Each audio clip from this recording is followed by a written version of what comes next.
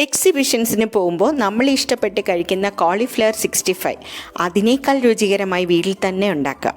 1 litre വെള്ളം, 1 spoon ഉപ്പും 1 നുള്ളു മഞ്ഞൾപ്പൊടിയും ചേർത്ത് തിളപ്പിക്കാം.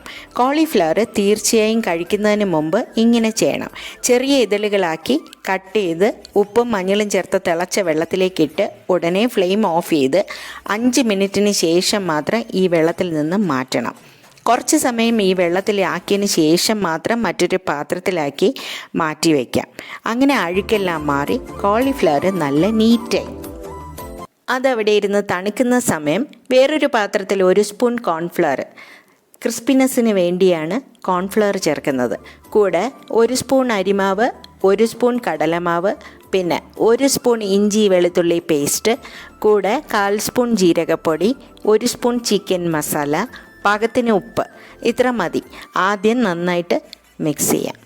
പിന്നെ വളരെ കുറച്ചായി വെള്ളം ചേർത്ത് കുഴയ്ക്കാം. എരിവ് കുറവായി തോന്നിയത് കൊണ്ട് 1/2 സ്പൂൺ മുളക് പൊടിയും കൂടെ ചേർത്ത് കട്ടയില്ലാതെ കുഴച്ച്, അധികം വെള്ളം ആവാൻ പാടില്ല. ഈ ബാറ്ററിലേക്ക് നേരത്തെ തിളച്ച വെള്ളത്തിലിട്ട് മാറ്റി വെച്ചിരുന്ന കോളിഫ്ലവർ ചേർക്കാം. എന്നിട്ട് മാരിനേറ്റ് ചെയ്യാം. മസാലയിൽ പൊതിഞ്ഞിരിക്കുന്ന ഈ കോളിഫ്ലവർ അരമണിക്കൂർ മാറ്റി വയ്ക്കാം. നമ്മൾ ഈ ഉണ്ടാക്കുന്ന ബാറ്ററിൻ്റെ ടേസ്റ്റാണ് ഫ്രൈ ചെയ്ത് കഴിയുമ്പോൾ കിട്ടുന്നത്. ഇനി എണ്ണ നന്നായി തിളച്ച ശേഷം ഓരോ പീസസായി ചേർത്ത് ഫ്രൈ ചെയ്യണം.